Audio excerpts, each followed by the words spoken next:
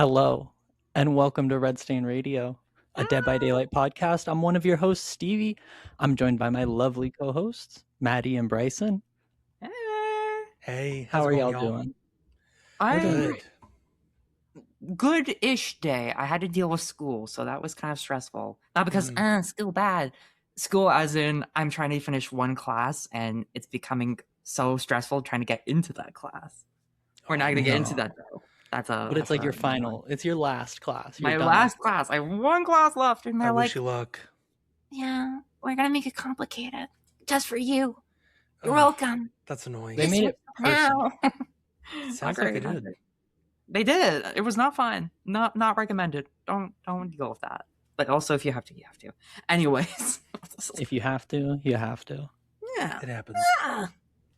Well, this is episode 48 of Red Stain Radio, and we're talking about some big news. Today, we finally got the reveal of Jason on Yes. the PTB. Wait. We got our hands on it. Wait. Wait. It's not Jason. It's No, the it's Flasher. Jason. No, it is It's Jason. Jason, Flasher. period. Jason, period. Yeah. It's No the last Flasher. name. It cannot legally. Maybe have more Jason, names. but he's not Jason. But, He's like- the Slasher. The Slasher. But his bio says Jason's here. At Are they the talking about very someone else? end. They can Are they say talking all about they someone want, else, though? but that's the Slasher. The Slasher. You got some animosity for the new guy, do you? Animosity. I'm just Yeah. joking. Mm. I He's think the you Flasher. already don't like him. Mm. But we have a lot to discuss about him, so we're going to jump right into that. But before we do, we got two things to talk about. Oh. Next Monday, June 1st, we're going to be doing an interview. Bryson got a wonderful opportunity to talk with the artist of the Runway Ready Jane Romero skin, the one that's in the rift right now, that beautiful skin. Bryson's going to be heading that interview. Feel Yeah. free to tune in June 1st. That's next week. Yes. June's already here, and that's scary, but Yeah, it is. Be ready for that. Bryson's going to have a wonderful interview with Blake to discuss that skin, the Mhm. process, and everything an artist wants to talk about. yes. We would also ask, please follow us on all our socials. You can find us on TikTok, Instagram, Twitter, YouTube Shorts. We post a lot of content there. But if you're listening to this right now, you can find the podcast anywhere on all platforms. And this is live streamed on twitch.tv as well as Yeah. YouTube. Our first So, time live please stream recording, so that's exciting. Follow us everywhere. Helps the Yes. engagement. Support us the way you continue to do. And thank you so much, listeners. Topic of the show. This is the 10.0.0 update. The PTB went out today. Jason was given to all of us. First impressions. He's here, Yay. He's here. right? Yay. I'm so happy. The- He's the here. slasher. I'm happy. The Slasher. Not Jason. The Slasher. So for people looking back, Jason has come out today after a reveal of a 13-hour live stream that went from 9 p.m. to 10 a.m. Eastern Standard Time. Eastern Standard? Was that? Yeah, that's it. That was Sunday or Saturday night? That was It was Saturday That's Saturday night. morning. Friday night. Saturday it morning. started. Yes. Friday night, right. Friday night. It was Saturday Friday morning. night, we were up and I lost my mind. I lost my mind and went to bed and then woke up and saw the reveal. Yeah. Yeah, And then yeah. That's lost what my most mind people again. did. Mm-hmm. Yes. If you watch the live stream, we had such beautiful moments, such as are the vents closing, the biker we all Yeah. know and love, and of course the "Is it actually Slender Man's" bit of the stream where we kind of went to Lulu. It came me. Everyone lost their mind. We knew it was kind of set in stone, but they never confirmed it up until that moment where at the very last second, he shows the mask. It could have been Machete Man. It could have been Zombie Guy. Mm-hmm. Yeah. But now it's Hockey Mask. It's Hockey Mask Guy. What? Hockey Mask Guy. In there. He's in our hands now. Oh my god. How did you all Yeah. think, or what did you all think of this reveal? It was cool on paper, but I think them saying tune in for this stream at 9 p.m. People were expecting like maybe an hour long wait, maybe. The fact they did it for 13, funny, I get it. Haha, Friday the 13th, I get it. Having people go out of their way, spending their time sitting there waiting for it, I feel like was kind of dumb. Because the fact they said tune in at this specific time, they sent out an email, by the way, if you're on the behavior newsletter email did. thing, which I am, they send that being like, check out the stream and then basically did nothing for 13 hours. It didn't feel great. I liked the idea on concept though. I feel like one person said it best online in one of the forums I was reading, that being it should have not been announced at all. It should have just been random, just like posted on YouTube, posted on Twitch, and that's it. The fact they made such a show of it kind of made people think, oh, it's going to be within the hour. So having that actually be 13 hours, I get what they were doing, but it ended up feeling like they wasted everyone's time a little bit. That feels harsh to say, but I don't know how to say it otherwise. I feel like they could have maybe been like, hey, we're going to do a cool 24-hour stream, haha, and set that expectation first. I don't know. Yeah. No, exactly. Exactly. I want to double down on them setting expectations because they really didn't do anything. It's like, hey, it's a live stream. Could be anything. I thought it was going to be a quick, like, little community stream, them sitting at the couches, talking a little bit. They'd show a teaser trailer, kind of like what we got at the end of the stream. And then they kind of go into, like, discussions about bringing this character into the fog. That didn't happen. It was this kind of weird 13-hour long live stream of a cabin and lots of bird noises and such. But I think setting that expectation, or like Maddie said, just having it be a surprise and just setting expectations like, hey, we don't know how long this is going to go on for, adding to the mystery of like, whoa, what is this? That would have been much better, in my opinion. That said, none of us were required to stay up so late. Like we didn't, no one made us there. We did it for fun because we also didn't know how long it was going to last. Once I saw the shack though, I think most people knew it's going to be, Jason. I'm just telling everyone, go to bed. If you're thinking of it, just go to bed. Go hit the hong shoe. Go sleepy. Wake up, see what happens in the morning. Yeah. No, right. Like in my eyes, I agree with you, Maddie. Like this could have just felt a little better. I think like one thing, don't change anything. Just say, tune in 10 a.m. on Saturday morning. Everyone's gonna be like, oh, all right, 10 a.m. Saturday morning. That's like, I can do that. I can wake up early on a weekend. And then you start the stream at 9 p.m. on the Friday night. So that anyone who's up and is like, why are they live? This is too early. And then they see the cabin and then they're like, oh my God, it's still up. And then you have people staying up for 13 hours who are just going to do it anyway. But you don't tell everyone, hey, stay up for 13 hours. You tell everyone like, join in at the end of 13 hours, coincidentally. I think that would have fixed it. You just make the announcement, show up when we're going to announce it, period. And then run the fun stream. Like, show up when the announcement's going to happen. Please. Tell us to do that. Please. It was weird. It was weird. I liked it, but I also didn't love it. You know what I mean? But I think it was a great way to burn that entire like week of speculation. Like them saying, hey, we have this great surprise coming. You'll never guess what it is. And then that sends everyone into a frenzy. Everyone's wild and looking for the release. And then this reveal, it could have been anything, but 13 hours, we can finally just spend all of our energy sitting up all night, wondering what it's going to be, finally. It was cathartic, is all I'm going to say. It was very cool to sit down. We had a lot of community members. There was like 11 or 12 of us at one point in the Discord responding. Like, just, it was absolute chaos, but also it was just a blast to have folks in there to react with. And we were, we all riffing off one another, like, those vents, are they closing or not? That went on for the entirety, but it was a damn good time. And yeah, I liked it a lot. Yeah, it was interesting. It was interesting. It was really fun. Very the birds. Yep, every like hour or something. It's like there's somebody out there who has like a notepad with every single bird call for that entire stream. Yeah, because they thought it would lead to something. Yes. Wow. That being said, this finale of this stream revealed Jason. He is out on the PTB. He is coming to the live servers on June 16th. Mark your calendars.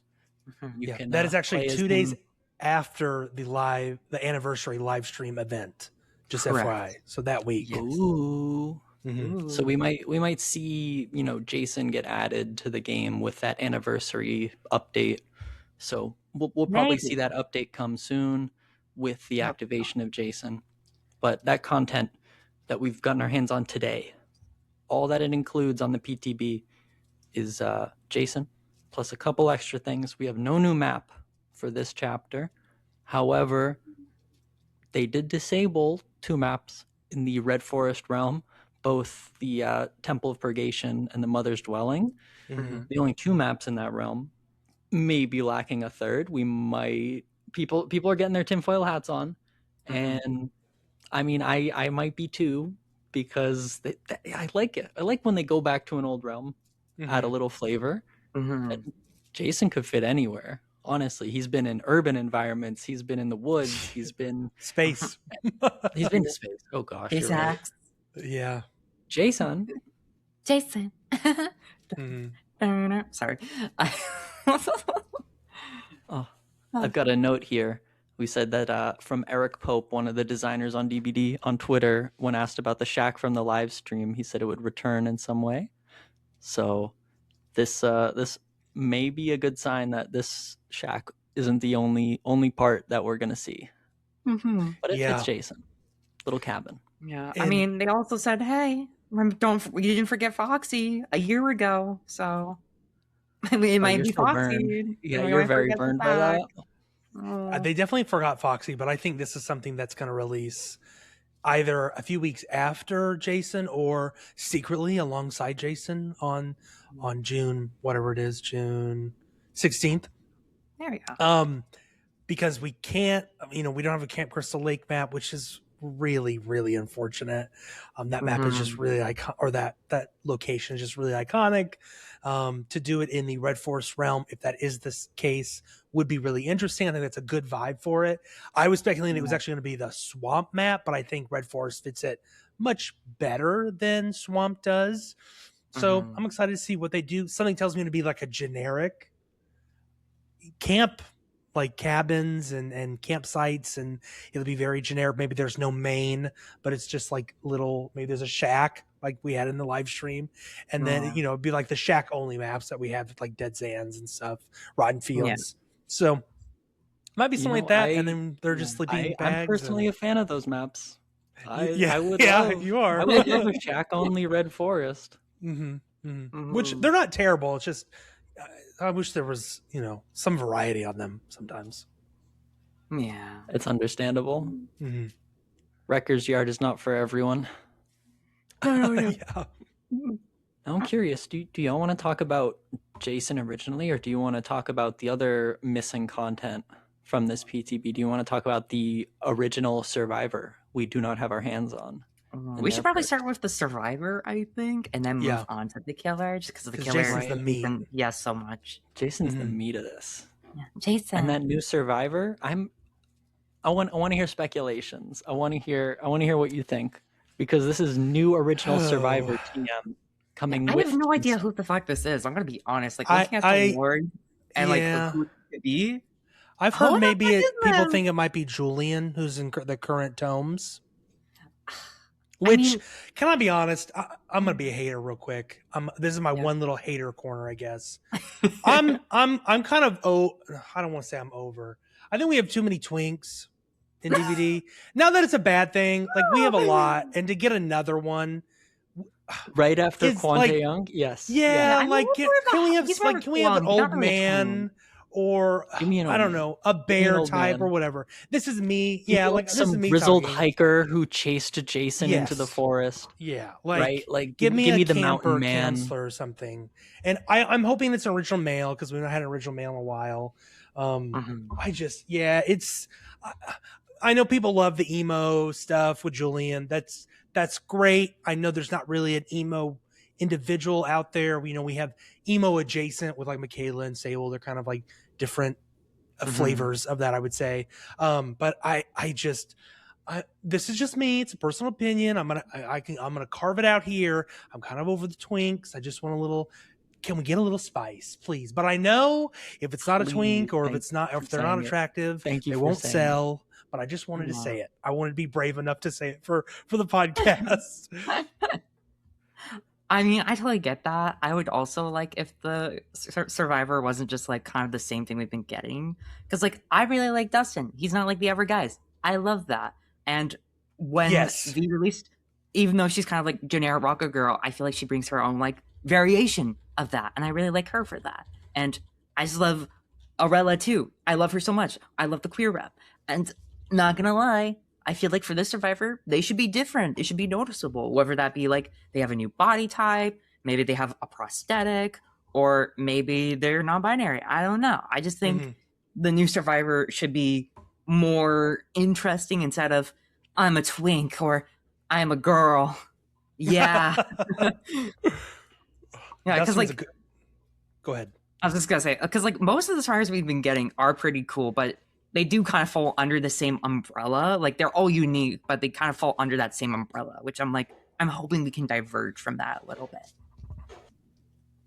No, I'm huge in agreement. We have so much space for it. Mhm. And for a character to release, like, it seems like not with Jason, but as like a separate release Yeah. relating to maybe be or maybe not affiliated with Jason. I think it was probably incredibly hard for them to pair anything more than just Jason in this chapter. Yeah, because no But Jarvis. the fact that we've gotten a new Survivor's 3 perks alongside a killer, it feels like a whole chapter. Yeah, I will say these perks thematically don't necessarily, I think, fit Julian, just from vibes I get from those tomes. Yeah, I just don't get that vibe. So, and they usually are related to the character's lore in some way. You know, Wide Open Throttle is kind of an interesting perk name.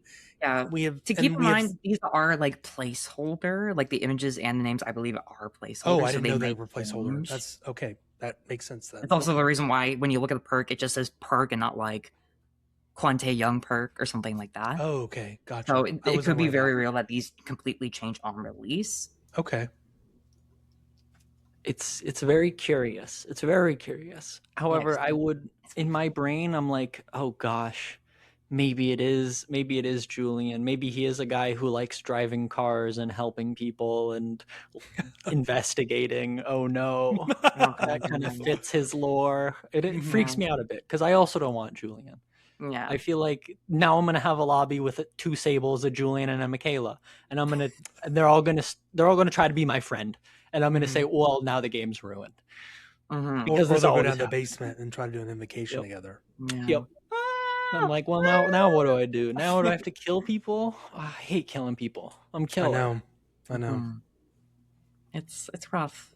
These perks, though, Wide Open Throttle. We said it. We said the words. How do we feel about it? Let me read this description really fast so we can get a handle on it. Release on the PTB today, Wide Open Throttle. Whenever you fast vault a pallet, gain up to 15 seconds of haste for 3 seconds. Reset the pallet while also blocking it for 60 seconds and revealing its aura to all other survivors. This perk goes on cooldown for 60 seconds. Honestly, this perk I feel like is gonna be niche, but it's pretty good, pretty decent. Very much in the middle, I'd say. Like it's not too strong, not too weak. I feel like it does definitely have a lot of strengths in certain maps, like on the game when you get to one of the like very safe pallets or just at Killer Shack, dropping that, stunning the killer, and then vaulting back and using like live or something. Then you gotta bring back that pallet, make distance, and it's gonna be blocked so they can't do anything with it. That's gonna feel brutal. That's gonna feel brutal for those killers. But in most of the cases, like me, you forget about it, you vault a pallet, and then it gets brought up, and then you're like, oh god, they're coming! I'm gonna get down. So I definitely think there's you don't have the pallet anymore, and then like you if don't you're just running to a pre-dropped pallet, now you've lifted it up, and the killer can just follow you. Exactly, because they're saves. So it's definitely one of those perks you have to remember you have, where you kind of get fucked by it. But I feel like it's niche, it's fun, it's good. I like it. Solid B plus. Though I am a little scared with how like Survivor Friends will use this in like very specific maps, like as I mentioned, the game or at Chax, because that can feel pretty brutal as killer. It's gonna feel really brutal. Yeah, this will get used on probably god pallets when applicable. Yeah, I agree with Maddie. It is kind of niche. It not causing, I don't know, but maybe that's not here. Does this cause exhaustion? No, it does not cause exhaustion. Yeah, so pairing this with life, or pretty much with life, you'll get even more of a haste. That said, there is diminishing returns, so you're not maybe getting all of that haste on one of those perks, depending on which one's more. I don't remember what life is, but this is niche. You're gonna, like Maddie said, you're gonna throw that pallet. Life is 50%. 50%. Yeah. So this one's gonna get cut in half. So they're gonna stack. Yeah, that one will get cut in half. You're gonna be sitting at like 57.5% haste, which is not effectively different than just slithing. And however, now the killer doesn't have to kick the pallet. Like, ideally, you want to lithe and go to another loop, and the killer's kicking the pallet, so you're making distance during that 3 seconds. However, if you bring this, I think you're making less distance. I think the killer, like, you would have to stun the killer with, I think, also like 5 moves ahead, and then you would have to like vault the pallet instantly, assuming they don't have enduring. If they have enduring, they just walk through the upright pallet, and now you can't go back to it for 60 seconds. In my mind, I see this on par with like any means necessary. I think the resetting the pallet part is the strong part. I think the haste isn't that valuable. Not really. But resetting the pallet every 60 seconds is pretty freaking good. That's why any means is okay. If any means was like a faster interaction, it would be a lot stronger. Yeah. I think this is a tad bit stronger only because you can reset in an instant and while in chase. Like you don't need that. You don't have to hold for that activation. However, the trade-off is it being blocked for 60 seconds, so you have to wait out. And if the killer's chasing you for another 60 seconds and hasn't downed you, they should probably just leave you and go for someone else. Just putting that out there. So you're likely not going to get, and you're probably not likely going to get chased or loop long enough for that 60 seconds to end. So, and then get more value out of the same pallet. So, but I like the flavor. I like that it's flashy. Yeah. I like that it pops a pallet up. And it's simple too. There's no, oh, you got to do this and this and this, and then you got to activate this. It's you must pretty cleanse a straightforward. totem, rummage 2 chests, and unhook somebody while healing them before they get unhooked. Right. Speaking of, you must cleanse a totem. We're going to move on to lend a hand. Once per trial and once per survivor, and after you've cleansed or blessed a totem while healing another survivor, you can press F and give them 4 permanent healing charges. That sounded like a mouthful, but ideally, this perk should be something pretty simple to understand. You cleanse a totem, and then you carry around the activated perk, and while you're healing someone who's injured or downed, you can press F, or whatever your For the People button is, whatever your clean break button is, and that'll give them 4 permanent healing charges at max perk strength. 4 permanent healing charges is equivalent to 25% of the bar. You have 16 charges, 4 charges, 25%. So every survivor will only need 75, or not every, but any survivor that gets this applied to them will only need 12 charges to heal. And Bryson, you discovered it was also 12 charges to recover from the dying state? Yeah. So this applies to, so if you're down and this has been applied to you, you only have to recover that partial, those 4 permanent healing charges apply to your down status. So it's faster to pick you up as well, which I don't know if it's intended. I'm assuming so because, that is healing technically. And this says healing charges. It doesn't say like health state or anything like that. So, I thought that was interesting.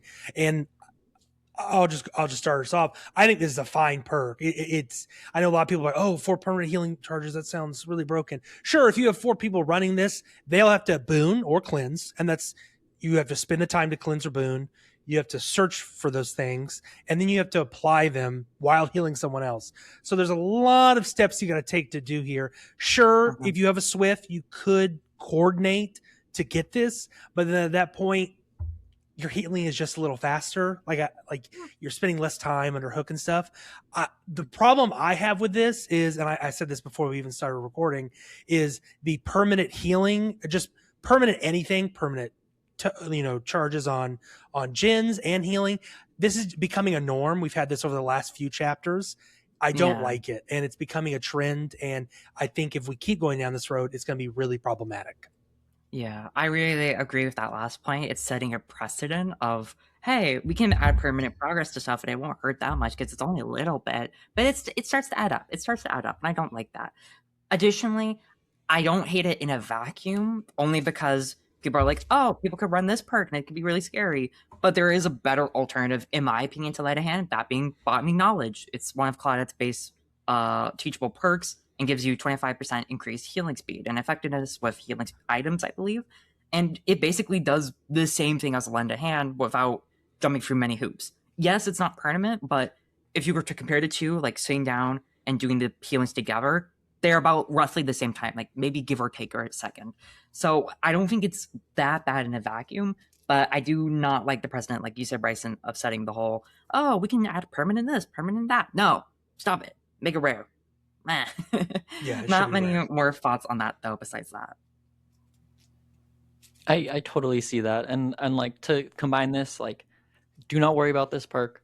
If a team brought 4 botany knowledges, that would be stronger than this perk. Yes, it would. Like hands down, quite literally. Or we'll Yeah. make it. Or We'll make it, right? Like if the entire team brought any other healing perk, it would be better than this. I totally just see this perk as like if you're running a totem build, like if you're running counter force and detective's hunch and Small inner game, strength or small game, right? Like you slap this on and now like you have a little tiny cherry on top for when you're doing the thing you already wanted to be doing. Yeah. It's kind of like overzealous, but like a kind of like a altruistic version where now instead of, oh, I do the gen 10% faster, it's you get healed 10% faster every single time. And that can feel rewarding, especially if you're somebody who likes doing the like small game, doing the side projects, doing the like side objectives. It'd be it's good. It would be a cool synergy healing build for yourself and others. Like earlier I was running it with inner strength and what's the boon healing, circle of healing. I put that on as well. Another thing I put on like small game or counter force just to find the things faster. And I liked it like that, but as it's by far not a meta perk. Like it would probably been better if I brought, like we just mentioned, botany or we'll make it. But if you want something a little more niche, you could absolutely include this in your build, especially when it comes to totems. Exactly. That was Lend a Hand, the unnamed survivor perk. Now, cross-examination is their third perk.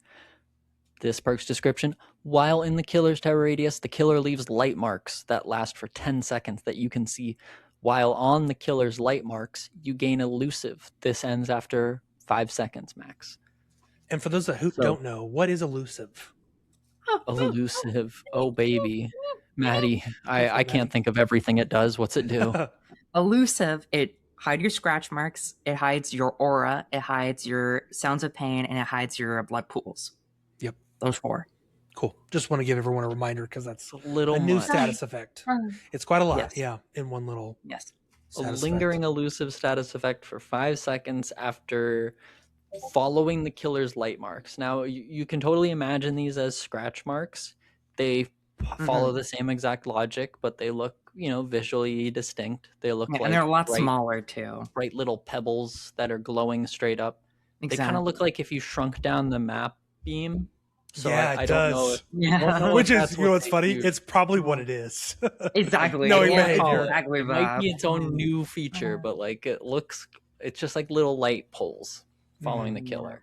It's a cool touching them feature. It's a generous hitbox and it's pretty cool. I like it as far as like it's got multiple layers to it. As far as the perk is, it has the like you're seeing the scratch marks of a killer. So like if they're moonwalking or something, you can kind of follow their path and like see where they're chasing someone. You can kind of use it to see where they're chasing your teammates. And then while you're following them behind closely, you're gaining elusive. So if you're injured trying to follow for a flashlight save, or if you're just trying to get out of there, you just touch those light marks and now the killer doesn't see your scratch marks for 5 seconds. I think it's a little interesting how they're kind of just like this new thing you have to consider, and it feels to me like a strong shadow step that you can kind of just carry around in your pocket. Go for it. I don't know how y'all feel about it. Running from this perk, like running this perk and then running killers against it, namely just Jason against this. It's pretty hard. Yeah. Maddie, how do you feel? I'm gonna be honest. I feel like people don't see it as bad, but I feel like this is gonna be the sleeper hit of perks because when I was using it in loops and such, it can feel pretty oppressive. It can feel really good because a lot of tiles, a lot of loops, they're not super huge, and those like light marks, they last for 10 seconds, which in a loop when you're being chased, it feels a lot longer than it really is. And because of that, I found it really easy to lose the killer. They lose track of me because there's like a line of sight blocker, like a wall or something. And then I just run away and go to a new loop. And sometimes they find me, but other times they just lose the chase entirely. I feel like people aren't going to realize how strong this perk is until like a couple weeks after the chapter release, because I'm imagining running this against any like typical M1 killer, like, I don't know, like Trapper, Wraith, Hillbilly, I guess, etc., etc. And it's going to feel bad, especially like killers who want to do something specific before they hurt you, like Henry Creel, aka the One, or say Xenomorph or something like that. You're going to lose them really easily, and especially if there's like a wall or like lockers and stuff. I feel like this perk on its own is really cool, but that elusive status effect really carries it, especially when you get it carried it over when you leave the light marks for 5 seconds, and those light marks themselves last for 10 seconds for each like little patch. It's really going to be powerful, I think, once we hit live servers and people aren't facing Jason 24/7, because Jason, I feel like right now doesn't really super care about that. But for killers who rely on that chase for being in chase with somebody, it's going to feel awful, and people are going to be like, oh my god, how did this get live? Bah. Yeah, I haven't had time to test this perk out. I was playing with some other things, but we did play a customs game with a friend of ours, and she was having a hard time tracking survivors at Shack who were using this. So like if you're running around Shack and you optimize it to hell as a survivor, and the killer is following you, you can run on that light trail they're leaving behind, and as long as you stay on that, you have elusive, and it's really difficult to sometimes track them if they leave that, and then you have that 5-second carryover, and then you could quickly leave. And so it was pretty strong. It's still going to be a very good chase oriented perk, and you could pair it with maybe distraction or light-footed. I tried that with light-footed as well. You're just invisible, you're gone, you don't exist. It's so stupid in my opinion. Yeah, I think this is definitely going to be the perk of this update, because I don't think any of Jason's perks are phenomenal, but I think this one is definitely very, very, very solid. Totally. Already doing one. I'm a fan of it, but like they can screw some of the numbers around if it becomes a problem. So it doesn't seem like they have to change it too much. Yeah, definitely like just decrease seconds, I think would be a great way to go. Yeah, right. Elusive is strong but rewarding, and like I think it makes sense, but it's too formulaic. How you can just approach a loop with distance, and then once the killer loops one time, you can break the loop with elusive every single time. It's a little formulaic. Sounds right. And I do want to mention the killer has to have a terror radius, so you have to be in the terror. So if you're oblivious or they are undetectable, this will be useless. So I think let's imagine this gets paired with like sprint burst and fixated and vigil, and then now we're talking. Now they break chase and they sprint away with elusive for 5 seconds. Yeah, that's gonna be you're awful. looking in the lockers because the scratch marks ended there. Yeah, it's gonna be awful. Yeah. Hide and seek. Hide and seek. It's a little strong. They'll fix it up. Yes. Now, all right. Do we want to cover Jason's perks or Jason himself next? Let's start with his perks, because those are pretty quick and simple, and they match the perks that were just dropped. Yeah. New killer, the slasher, Jason, not himself, legally distinct from himself. It's the slasher. The slasher. The slash slinging, the hash ringing, The hash slinging hat slasher. ringing slasher. Let's go over his perks first. The hash slinging slasher's first perk, Hex, scared to death. After hooking 3 different survivors, a dull totem ignites when active. After performing a basic break on a pallet while in chase, survivors within 13 meters scream and are hindered by 13% for 3 seconds.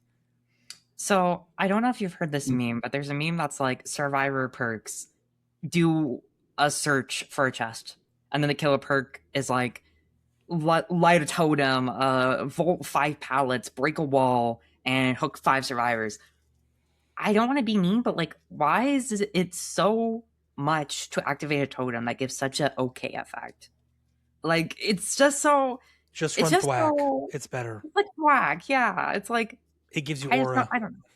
Yeah. It's just it's asking for so much. Like hook 3 different survivors. This ignites, and then you get 13% hindered on survivors who are within 13 meters for 3 seconds. Most survivors are already running away once they drop that pallet. I'm gonna be honest. And like, Exactly. if you're not a ranged killer or have movement, it's not gonna matter. It's not gonna matter. They're holding W. They're going bye. So yeah, this perk it's kind of dookie. I feel like with buffs, it could be a lot better. And I feel like something else they could do to make this perk better is to have it be able to reignite itself, like the Chunky perk. I would love to see it maybe so instead of hooking 3 different survivors, it's whenever you hook a survivor that is not the same as the last survivor. So whenever the ever, and then the totem itself could be weaker just by a little bit. So it kind of rewards like going for other survivors, and you constantly get this totem reignited for that. I like that idea. Mm-hmm. But as far as it is now, yeah, it's just worse thwack. It's poopy. And that hindered is not going to do anything if you're not going to capitalize on the hindered unless you're an M1 killer. Like, sure, you will get some value out of that. But if you're a range killer or a movement killer, hindered doesn't really matter for you. Like, sure, you could use hindered. You're not going to capitalize on it like M1 killers are, like Trapper. Yeah. Or, Funny or enough, Wraith or Jason whatever. gets no value from this because he already has his Yes. teleport and his Right. javelins. Right. Like he has So- 2 things that close the And he distance. has an It's just add-on it's where if he interesting. misses a javelin or his spears or whatever they're called, spikes, and they hit the ground, they can make survivors scream that way. So, Yeah. there's some way, there are easier ways to circumvent the effects of this Yeah. ability. Yeah, so poopy. I guess if you're going for a triple screen build, this might. No, but still, it's worse than thwack. No, Where's it's the thwack? Yeah, Exactly. thwack is so You good. get worse Like, thwack. and thwack works on breakable walls too, and it gives Yeah. you aura, and they Oh, scream. bingo. So Yeah, and also remember you have to do a basic break, so any special breaking of a pallet won't activate this. You have to break it Yeah. manually. that's how thwack is too, I think. But yeah, just run thwack. Poopy. Yeah. And if you like the hindered, knockout exists. And if you don't know about Yeah. knockout, you don't need it. You don't need it. I like knockout. Like what? You play Nemesis, Trapper, Pig? Not what I like running knockout on Xenomorph, shockingly, because a lot of people Oh. pre-drop. A lot of people pre-drop Exactly. with Xenomorph, so I Exactly. run knockout. Interesting. I just figure like, yeah, you'd want somebody who can like either handle the loop or handle the pallet. Exactly. Xenomorph definitely picks knockout. Big So I'm buttons. curious, like, yeah. The second slasher, perk, silent shadow. When the trial starts, you gain undetectable for 13 seconds, or until you down a survivor.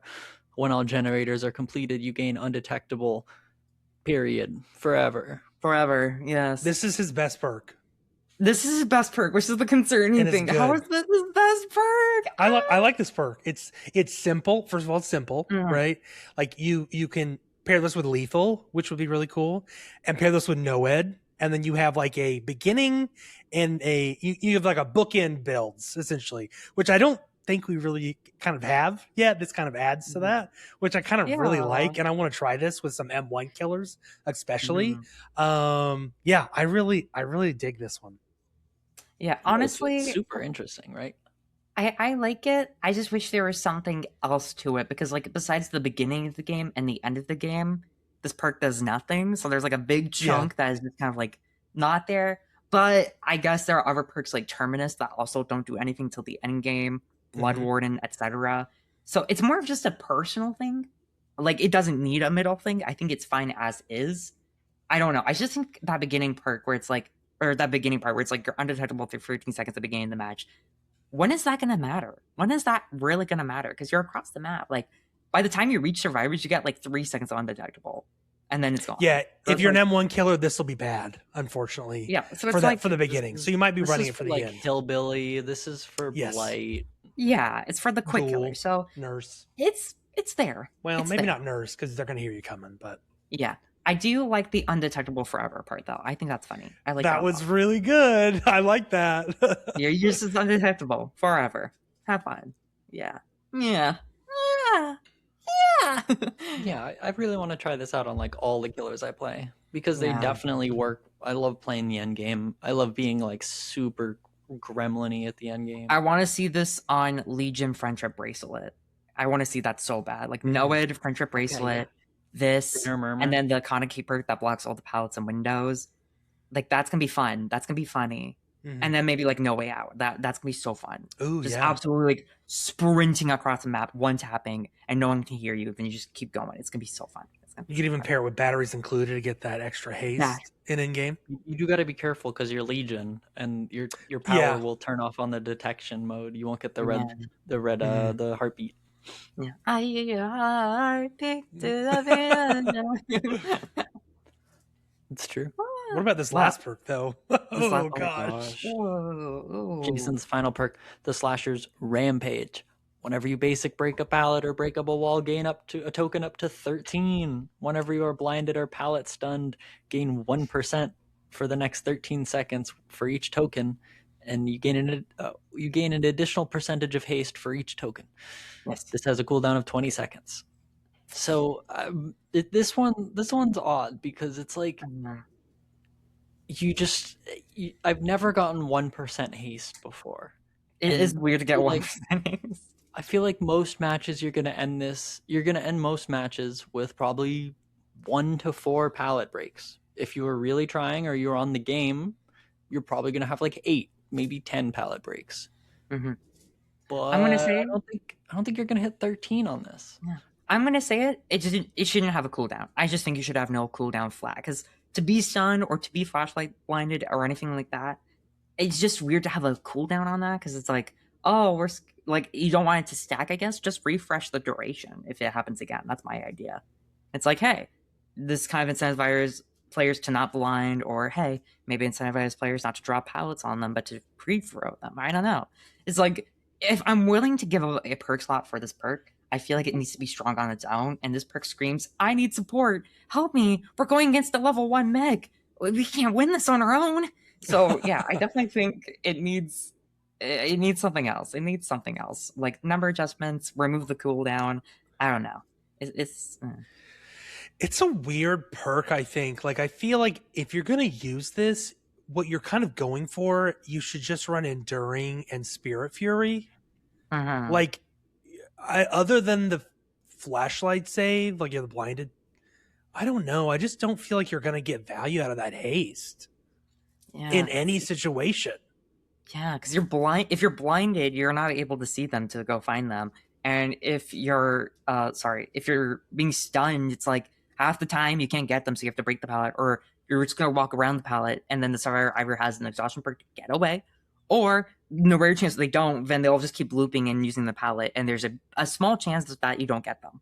So it just and that's not taking into consideration that you have to break 13 pallets or windows. Yeah, you're not gonna get all those tokens. Not through the power has to be basic to get to that 13%. Because in most cases, you're getting like maybe like 6 or 7%. Don't do it. And it's not going to be that impactful. I'm sorry. Yeah, this perk is not going to shine at its greatest. I fear that like it could be 5% haste for the next 13 seconds. And that would, be crazy. That would be strong. Imagine.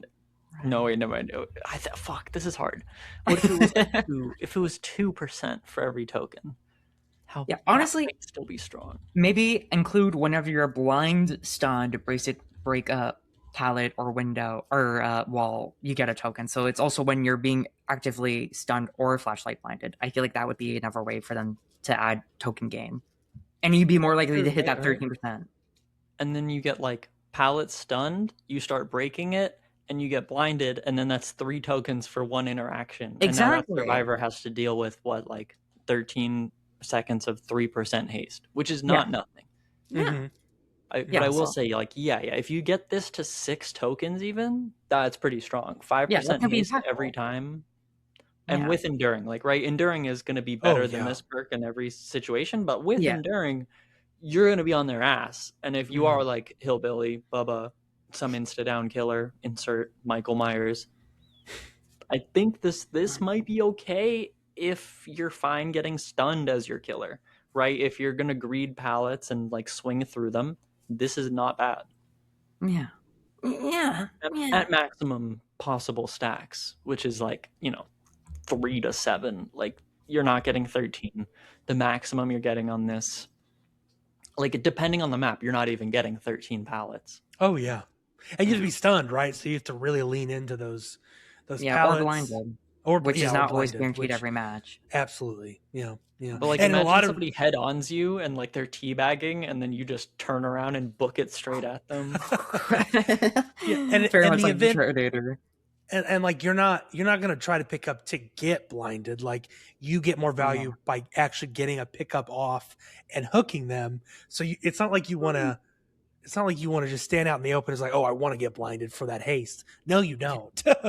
you that would be a bad trade off. You're not. That's not 1-to-1. You're going in the negative there. So it's interesting. It's a choice. It's a choice. I'll say that. It's a choice. Oh. Definitely a perk for killers who can already deal with everything that the perk already helps you with. Yeah. But don't worry, the Judgment, she's got amazing perks. Beautiful, mind-blowing even.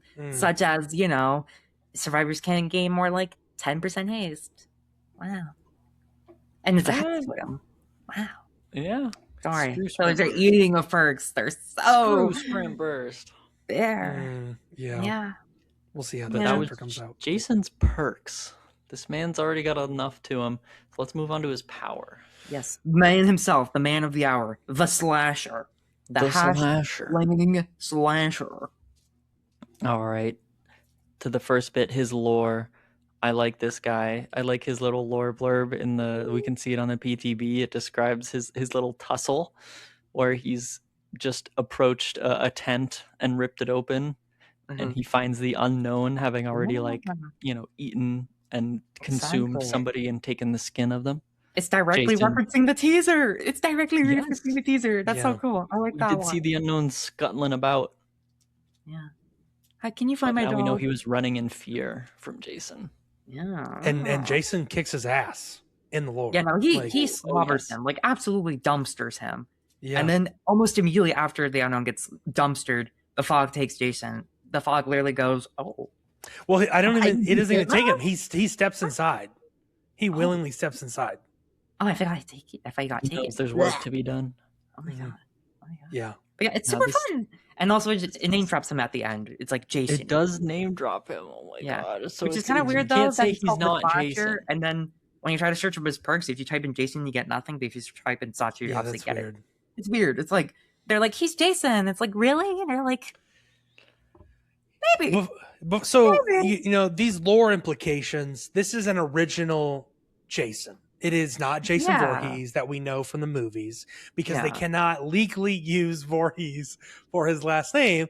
This is not new. Jason has been reiterated in the movies. He has comics that have reiterated his stories before that are completely new character. Yeah, I think in the comics, I could be geeking. Allow me to correct me, but like in the comics, there's like 3 multiversal versions of him that show up in like different comics. It's like, right. So. And so there, I don't think this is a lot of people are like, oh, if it's not Voorhees, then it's not really Jason. Like that's incorrect. Like Jason universe, these are like, we know they cannot use the Voorhees name. That's how the rights have shaken out. It's just, that's the reality we live in. So if you're upset that Pamela's not here, I don't know, just go take a walk and touch some grass. It's okay.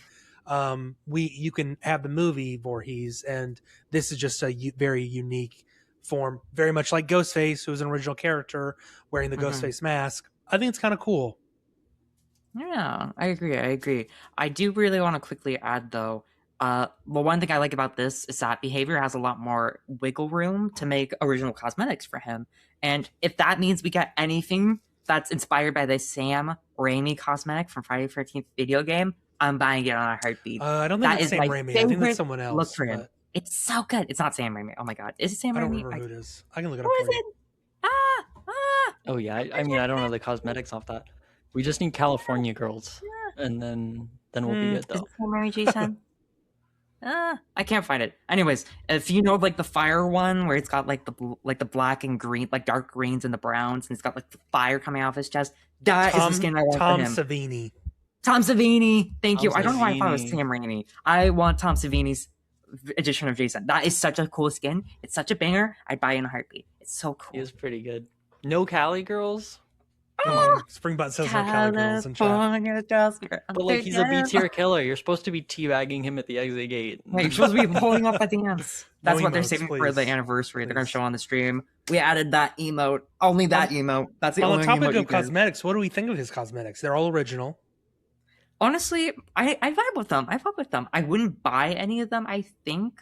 I feel like they're I feel like they're a solid 7 out of 10. Like, for the people who like them, they're going to love them. For me, who are like, that's fine, I'm not going to spend like the $12 to get it. It's good. Very solid. I do his appreciate, default's though. his best one. I do appreciate, though, that they're not linked. I love that they're not linked. Yeah. I love that so Oh, much. big time, big time. I love mixing and matching. Because, like, the amount of pain I felt when Springtrap, all his cosmetics were linked, which makes sense. But I just love that they're not linked for him. It's amazing. Yeah. Mhm. They look Yay. great. I love That's that really underwater helpful. one where he's got coral on him. Yes. Oh my god, I love that one. And you can see like his bony little hand, like his Yeah. skeleton. Super cool. It's really good. Yes, and it references the movies, even though it's not directly from the movies. 'cause they're all Yeah, actually- I'm hoping we get some movie specific ones because like the Baghead from the second movie where he is Yeah. introduced would be really his cool. first official, because never mind. Yeah, Anyways, before the hockey mask. Mhm. power time. What does he do, Stevie? What is? Oh, Crusher gosh. do? Let's run off his powers. We can say he's got a couple. Uh-huh. Let's talk about omnipresent evil. Is Yes. probably his most flashy power. This is his kind of traversal mode. Pressing the ability button, the slasher turns invisible and becomes undetectable, but is unable to see survivors or their scratch marks. Red mist clouds will reveal survivors who aren't moving. Red footprints will appear for survivors who are walking or running. Survivors will see the map get foggy and get a border on their screen. This Yeah. is it's pretty well telegraphed teleport. Mhm. It's the traversal part. It's kind of just you go fog mode. You kind of become one with the mist. You step backwards and disappear, and Jason starts sprinting around the map super fast and invisible. You get kind of no scratch marks, no survivors, but you do see like the corn in the grass moving if they run Yeah. through it. Same with survivors; they'll see you pushing the corn and the grass around as you walk past them. Yeah, So very similar spirit-like. like a cloaked Mm, wraith or a mm. spirit. Now, the red mist sort of shows up whenever a survivor's standing still and interacting. I don't know if they're standing still. Does it It's show the red Kill mist? period. So if it's working on a gen, not moving at all, not doing anything, as long as you're Healing standing still, somebody. you get that red cloud. I think Yeah. you can avoid it with crouching, but crouch Yes. walking might still reveal you with footprints. Yeah, if you're crouching and you're crouch walking, you're not detected at all. It's only when you're walking, running, or standing still. Which I want to tell people, crouch walking, it's not worth it. The saving the time, unless you're dead hook and you're maybe being tunneled or something, and he's doing this. I just don't think I don't think it's worth crouch walking. And I'm saying this as someone who plays a xenomorph, and when you're underneath tunnels, you can't see people who are crouch walking. It's just not worth the time you're spending hiding. Mhm. In my opinion, this is coming. I don't know. I just don't think it's worth that. But if you're trying to survive and you're on a dead hook, and you're really just trying to buy time, sure, I get it. But I don't know if it's worth it. Like at the beginning of the game. Yeah, I definitely felt like a chud playing on PTB and like crouch walking everywhere whenever you use that power because I was like, when he finds me, I was like acting like a baby first time playing the game. I don't know why. It was just like this new thing. I was like, I don't want him to see me. Oh my god. Right? If you want, you should either kind of just crouch in place if you want to survey the area and keep an eye on a couple spots while you like hold an angle, Yeah. or just sprint. If you're sprinting, you're making distance. If you're sprinting, they're seeing red like footprints and they have to commit to you, or else they're letting you go. So it's kind of like very much in your favor to maximize sprinting as much as possible. Mhm. Now, in his omnipresent evil, Jason gets the ability to jump scare. This is how he exits his fog mode, how he exits the teleport whenever he, catches up to a survivor with the speed or finds somebody working on a gen with the red mist. His jump scare. While in omnipresent evil, the slasher can see breakable walls, pallets, or windows and perform a special break or special vault. A secondary action button will allow you to choose the direction which you perform the special break or special vault, and the jump scare will exit you out of the Omnipresent Evil, granting 4.5 haste and revealing nearby survivors with killer instinct. I'm not super sure on the haste part. I could be geeking, but I'm pretty Yes, sure he everyone gets else haste. is right. Oh, he He does does get haste. It's I think it's bugged right now because it gives you 4.554 like 4.545454545 Yeah. dot. It's not Repeating. coded right, or diminishing returns is hitting itself. I don't know what's happening. Yeah. But Jason is a 110 killer. I don't think we mentioned this. So Yes, he's his jump 4.4. scare is not going to put him on par with another M1 killer. If his jump scare gets you, your best bet is to kind of just figure out exactly where he teleported to and run the other way. Hold W, yeah. Now what this means is Jason can only exit his Omnipresent Evil in these special locations. Just any vault location, any pallet location, breakable walls. Just look for the sound cue, plus look around for wherever a jungle gym is, a window vault might be, whatever's closest to the gen he'll go for, or wherever he detected you last, he'll still have to find a spot to pop out of. Now what this means is, like, if you're injured and you're worried he might come and catch you in Omnipresent Evil, he can't jump scare you unless you're near a loop. So if you heal in a dead zone while he's teleporting and moving around the map, he can't really exit close to you, and you'll have time to run to a safe spot. Yeah. But if you are already kind of camping that safe spot, he will jump out and scare you. And they added, if you go through the map, like a fresh map, and there's nothing been thrown or anything, you'll see that there are extra, like, broken pallet pieces at certain places. Yes. He can TP to those as well. So they've added additional omnipresent, like, jump scare locations, which I think is really smart, because I think they're like, oh, Dredge has the problem of locker placement. Let's circumvent that with this killer. I also want to add, this kind of leads into the final part of his power. He also gets something additional when he's in a match. He gets unique hooks only for him, and that's because it leads to the next part. Oh, yes. His last power is his throwing spikes. The slasher starts the match with a throwing spike. Hold the secondary action button to ready the spike, and M1 to throw. Hitting a survivor with a throwing spike will send the survivor backwards and deal a health state to them. Survivors will gain impaled if hit with a throwing spike, making them unable to heal past the injured state, and the spike embedded in the survivor will have its aura revealed to the killer. Should quickly add, you only get impaled as well if you hit a terrain too. So if you get hit by that spear and then hit into a wall, then you're impaled. But if you just get hit and don't hit a wall, you're not impaled. Yes, the spike will kind of rip through you if you don't collide with anything. Exactly.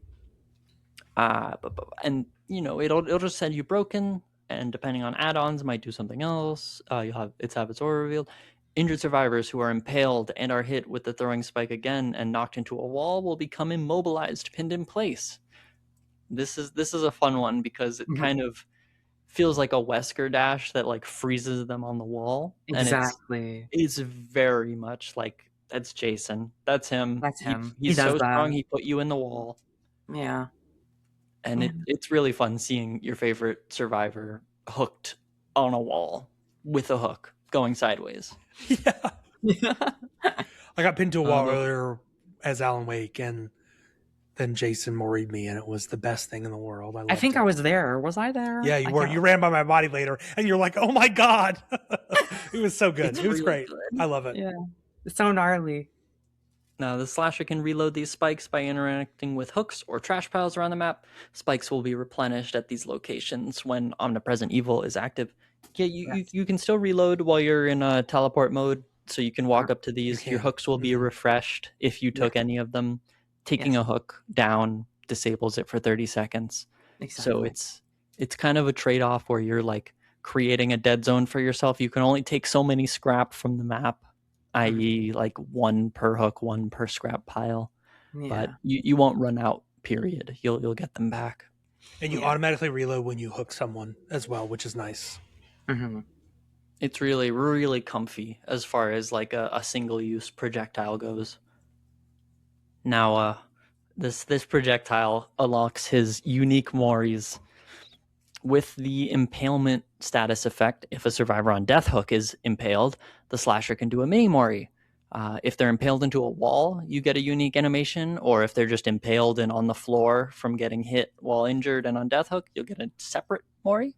Yes. These are both really quick, effective ways to get somebody out the match to kind of reward, you colliding someone and hitting somebody who's on Death Hook. Yeah, and really unique. They're really Especially for good. the one in the wall. So gnarly. Oh my god. It's so gross. I love it. I love it so much too. Now, It's so Jason. It's so him. I'd love to describe them, but they're just super gory. Yeah. Super gory. They definitely saw the Krisu guts and be like, we have to use those somewhere else. Yeah, we need to do more. They was like, those assets can't just be used here. They should rework Hags so she pulls those out of your stomach instead of like the instead of like chunks, the red little oblong pieces. But I think she eats your liver, right? Yeah, totally. Like she goes for something specific. Okay, yeah. Hag goes for something specific. What do we think about Jason having a ranged attack? It feels very accurate to him because in a lot of the movies he has like he just throws fucking weapons at people like hatchets, little like those little like needle things. I think in Friday the 13th he had throwing knives. It makes sense why he throws shit at people. Like normally he's a trapper, but we already have a trapper, and there's so many different traps he uses. I don't think we could really implement that. So I feel like throwing weapons is very topical, especially since he just takes whatever he can find in the match. I feel like it's super cool addition because like he just is super strong. He's gonna rip shit out of the ground and just throw it at you, and it's gonna kill you. I think that's really topical and accurate to his character. It's really good. Like as far as like Jason goes, he's always been like spearing people into walls and like making you connect with the wall so your friends can see you later and be scared. Exactly. I like the scrap pile models. If you take a good look at them, they're really good. 2 or 3. Yeah, because there's the broken locker with like rods in it, and then there's the broken generator. And then and I think there's maybe it's the broken locker one. I thought there was like a wooden one too with like a paddle in it and stuff. Yeah, there is. That's the locker. It could also be in the locker, but I'm not sure. Yeah. Yeah, it's like that's what it is. So he has 2 different scrap piles, but 3 different hooks. I think that's what's confusing me because he can throw the hook, he can throw the rebar, and he can throw like the axle. Yeah, he also has a paddle version too. A paddle, yeah. I haven't seen the paddle one yet. Yeah, that's the one I got worried on. I was like, oh, that's a paddle. It's like a sharpened paddle end. It's really cool. Yeah, I'm really glad they did that with the assets because a lot of times they just copy and paste them. But yeah. Now, question: do you think his power will be customizable, kind of like the Houndmaster with her separate dog? Do you think we'll see new spear models if there's like a legendary skin or something for that? I don't know. I hope so. I hope so. I think that would be so cool, especially if we get the not Sam Raimi, Tom Savini skin. The Tom Savini one, yeah. I think that would be so fucking baller. That would be so fucking cool. If it was like pitchfork and like javelin, I think that'd be so cool. If he's just throwing more stuff, I would love that. If we can get another skin where his power is customized. Oh my goodness. Who knows? Maybe the next Rift Pass will be Jason themed, like very like camper core. Yeah, could be like summer camp vibes. That'd be cool. Yeah, because when does the next Rift Pass start? In like 2 months, roughly. At least, yeah, you're right. Yeah, probably at the end of June, like mid chapter. I want to say. Like right around there. Yeah. Wow. That'll be super fun. That was Jason. Do we have any closing thoughts on him? How do we feel about him coming? Maddie. Go for it, Maddie. I have thoughts too. Okay, so I think he's really cool. However, I think he's disappointing for a year 10 anniversary killer because he is playing it pretty safe kit wise from behavior. Because as people have said, he does feel kind of similar to Springtrap. Not exactly 1-to-1. He doesn't have the camera system. He doesn't have the set doors and the undetectable aspect of his kit, making him kind of like a pseudo stealth. But I do think there's a lot of like overlap with like jump scares, simple ranged attack, and then traversal. It just feels very generic, which makes sense for him. But I don't know. I feel like having year 9 beat Springtrap with that kit and then year 10 with him with this kit, it just feels kind of repetitive. Additionally, it does kind of feel not great that with the Jason that we're getting, we're not getting Tommy Jarvis or any of the other characters from the franchise. We're not getting a Camp Crystal Lake or anything inspired by that property that we know of.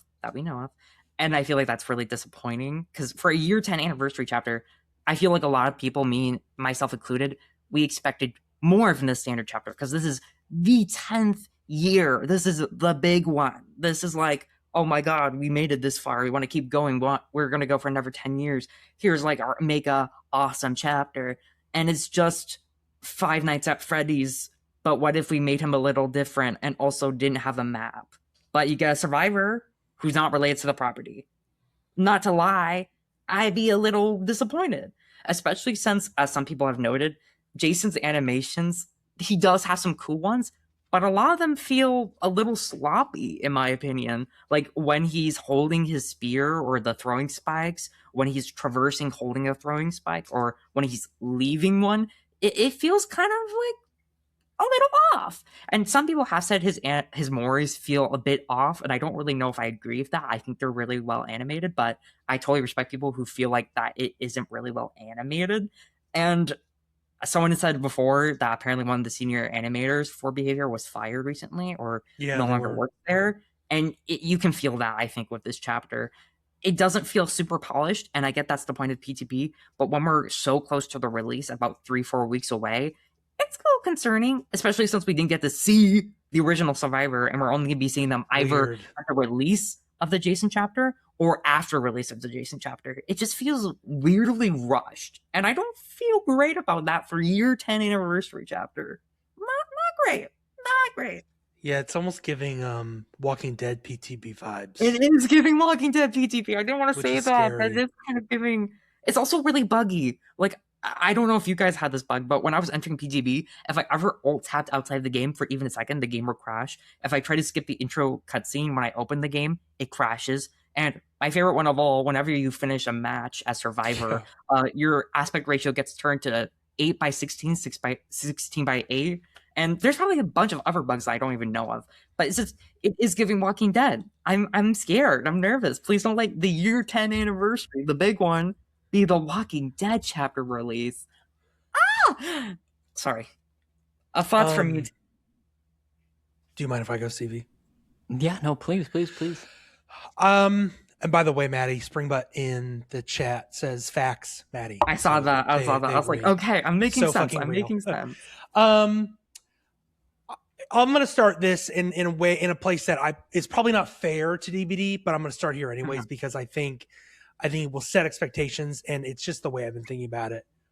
Friday the 13th, the game, was a love letter to Friday the 13th, that franchise. 100%. They had every movie under the sun that was in that franchise.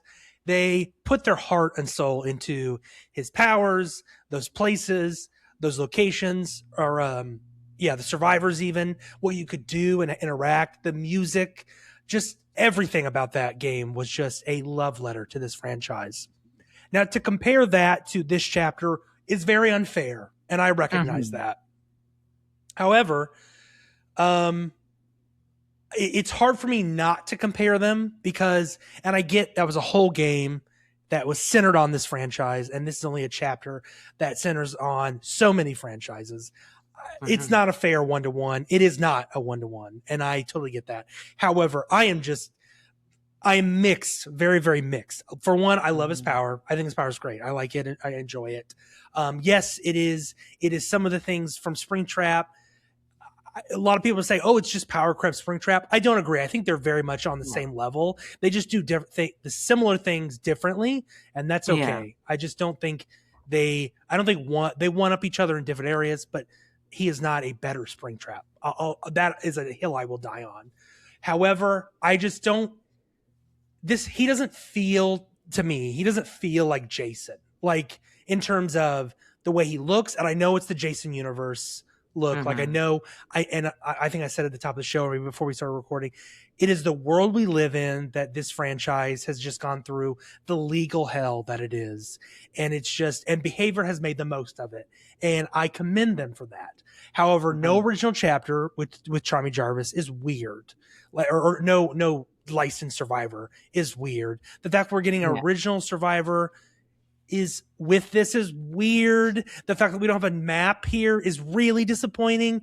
We all know Camp Crystal Lake. You say that to anyone, they could tell you where that's from. We don't have that here. We don't have an iconic, and as we get further down the line, more content, we get fewer maps, which is really noticeable now. Like when they boost certain maps, it's super noticeable. Like you're getting the same 4 or 5 maps, and it just sucks. Like the same realms, and especially so since. Go ahead. Sorry, I was gonna say, especially since we know that for the next chapter, which is Judgment and Aurora courses, and that's not getting a new map. We're not getting any maps for the chapter. And we might be getting a map. Like I said earlier, or what we said is, we might see Shaq again on Red Forest. But even then, it's just a variant of Red Forest. Like, and I know we just got Trickster's Delusion. It's a fine map. But Camp Crystal Lake would have been a vibe. To have a lake on the edge of the map or even in the map would have just been really freaking cool. And to have that iconic sign, like that would just be amazing. And again, as someone who loved, and I would love to do an episode on the Friday the 13th game, because that's a road of nostalgia for me. That game is just, it has such a special place in my heart. And I'm not even a big fan of the movies. Like I think the movies are fine, but this game and really holds a special place in my heart. And I'll quickly share an anecdote. This game came out between the summers of my sophomore and junior year of college. And it was a vibe. Like it came out the end of May. I would get off work at the pizza place I was working at. And I was still, I was at home for the end of the semester or for summer break before I moved into my apartment that year. And I was playing with my cousin and a friend of his. And we played every night when I got home from the pizza place working late. And we just loved it. That game just had such a style and a vibe, and it wasn't optimized to hell. It was just a lot of fun. It was later on in its day, but that's every game it is. But man, it was just really, really cool. And I wish this had captured some of that vibe, that style, that feeling. It just doesn't, which is unfortunate, but I think that's just part of me. But it's also just partly where the license is, and that is really unfortunate.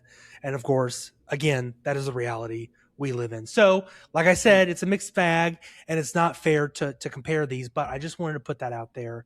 And that's kind of where my thoughts are. I'm excited to play Jason, and I'm considering him being one of my mains because I just really like that ability. And I think they've done a really good job at adapting that power. And he's not an M1 killer, which is very cool. So sorry to take it on a tangent, but that's where I'll go there. Yeah. Oh, that's good, because it's exactly like what I wanted to hear. I'm like, oh, it to me looks like they did all of his powers from Friday the 13th, but like I don't know the intricacies of that. I don't know the feel of that game. I felt like I missed that game. Like I started playing DBD because I felt like I missed Friday the 13th and I couldn't play that one. But now that Jason's here, I'm like, okay, this is the limit to what they can do with a killer. Like it's not that he's copying Springtrap, it's that both Springtrap and Jason are the most complex a killer could be in DBD right now. Maybe they're both copying Unknown, because that's also the most complex a killer could be right now. I don't know. There's limitations, and I think that the game wasn't made for Jason, and the fact that he's here is like, it feels too late, right? It feels like we missed the chance. I don't know. Yeah, he should have been he should have been after Michael Myers or before, Freddy Krueger or whatever. Is it a better late than never situation? I think he's going to age well. I think he's going to age well. If we can have him, he might be a little more like, I don't know. They're probably gonna cut this license in 5 years. Oh my god! I will say, Stevie, to that point, I don't think that will happen. Only because they removed so much of the licensed stuff, or weren't allowed to, that he's kind of his own person. I could see them maybe taking away his name Jason if they did leave, but he looks almost identical to Jason, but technically he's not Jason. You know what I mean? Yeah, it's very much like the fact that he has original lore, original cosmetics, I think that all helps him not leaving. So I would say it's like a Ghostface situation where if they did do that, it's a very good chance he stays in. He might just lose some stuff. because he's not Jason. He's the slasher. He's Jason He's Voorhees, unique. Yeah, not and Jason Voorhees. I know we're near the end here, and I don't want to keep us, but I do also want to bring up, because there's been conversations here online about the uniqueness of killer powers, and I brought this up. I think this was on a hot takes episode, which we have another one coming up next week, which I'm excited to get spicy there. But I like killer powers are very not like they're a combination of other killers, right? Like Yeah. you can handpick whoever you want to throw in the pot, and that's what you get. It's just like, how do you get unique with killer powers? How do you shake up the formula? Yeah, there's so much I want to say on that, because like there's definitely points where it's like, oh, I want these to like get different. I want these to be unique. But for every person who's like that, there's also a new player who struggles dealing with different killers and all these different complexities. And having those similar parts of powers into other killers helps them understand the game better. It helps them go against the killers better, especially since we're getting close to like 40 killers in the game. That's 40 different characters you have to go against. It's like the Overwatch or the Marvel Rivals thing where you have to know what every single character does when you go into a game, or you're going to get cooked, you're going to get touched, and you're going to get flip-flopped. It's not great. So I do feel like there is some space to have killers be repeating, but I do agree that there should be killers who are unique. I will say, though, our killer and survivor the killer after this, the judgment, is looking to be a very unique killer. Yes. Oh, she's got ranged attack. Bitch, she's using an orbital cannon, and then she's sending you to hell. That's different. I'm sorry. That's fucking different. Yeah, that would be a big shake up for sure. Anyways, we have one more thing I think we have to talk about before we get to our closing thoughts. We do. That is That's apparently our Redstein Radio killer tier list, or no? No, apparently, we're almost no. We've got to talk about what some of the devs mentioned with future main updates. So this is not the mid-patch updates. These are like the 10.0s, 10.1s, 10.2s, etc. This is something they're reiterating on. Yes. Yeah. That being, they are no longer going to do updates, like content updates. So that's like buffing, nerfing, reworks, etc. when they're doing these content drops anymore. So we're not going to see any of those anymore. Thoughts on that? I'm going to be honest. What the fuck are you doing? What the fuck are you doing? What the fuck? Sorry. Maddie's hitting the camera, listeners. Yeah, I'm sorry. You are a live service game. You have over 200 perks, over 40 unique killer powers, and you're telling me you're gonna increase the time you balance that shit? It'd be about every 3. For anyone who doesn't know, that'd be about every 3 months we'll get a balance. Yeah, so 4 times a year you would see changes. 4 times a year. Yeah. Instead of 8. Bro, I need a second. Stevie, Bryson? It already feels like 4 times a year with the way some changes just are nothing. It just doesn't. I don't. Especially think this year much when they scrapped a bunch of shit, right? And if you remember back to last year with the release of Springtrap, he came with a couple perk changes, but then the Walking Dead chapter came immediately after and proved that like they weren't working with these balance changes on the Walking Dead chapter. So the Walking Dead chapter came, and some of those balance perk balance changes looked like they got wiped because they just had different tooltips on all their perks. And I'm curious if they're worried about doing the same thing, where if they're looking to not balance perks in between or like on these big updates, that means they can kind of just work on 2 separate versions of the game, the like balancing build and then the new content build. And then doing them at the same time has proven to be too much. Yeah, the reasoning behind this, which again, important note here, I could not verify this. The link that was posted to the subreddit did not work. It was not loading for me, so I can't verify this, but it was mentioned in a forum, and the reason was it was because the content and the balancing, those updates were being muddied in the developer side. So, but which is just kind of, I think, a weird situation. Like, you are developers of a live service game, figure out your organization and get these things in order, because we cannot have balancing 4 times a year, if that. right? Yeah. So Yeah, it has to be more. Sorry. I'm fine. No, it's valid crash out. I Mhm. totally understand. I mean, in my brain, I'm like, nothing at the moment needs to be changed, but I know that that's gonna get rocks thrown at me. What do Tomato, you tomato, what do you tomato. think needs to be changed, Maddie? What's pressing issues right now on Honestly, the I balance just side? think half the killers need buffs. Half of them fucking suck. I'm gonna Okay. be honest. Like for every Krisu, every the one, we have the Doctor. Spoiler alert. We have the Ghostface. We have the Trapper. Okay. We have the Okay, Skull yeah. Merchant, who's still the worst killer in the game after they gutted her. What the fuck? Why would they do that? Well, I know why they did that, but like they haven't touched her in a year, and they're like, "Oh, we buffed her."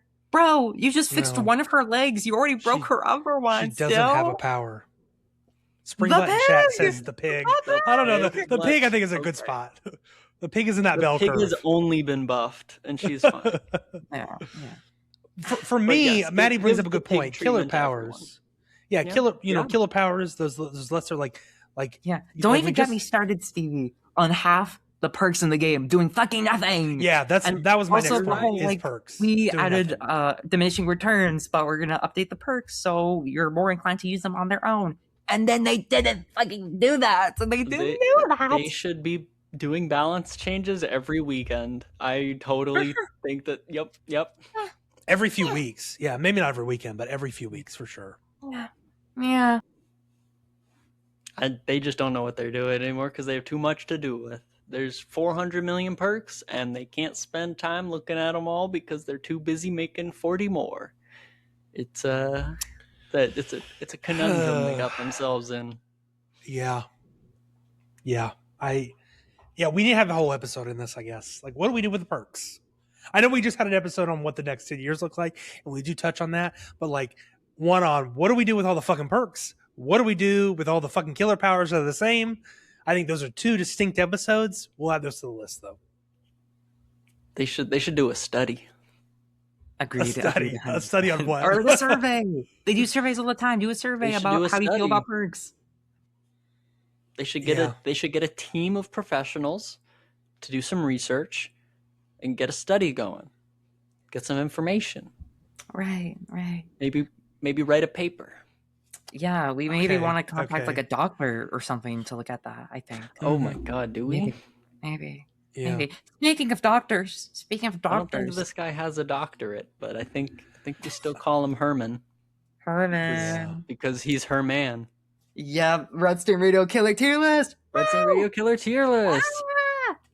We're gonna add to our ongoing killer tier list. If you don't know, we're building a tier list built by ourselves, one with each killer done per episode, and we're gonna go through the entire roster. Should take us about a year.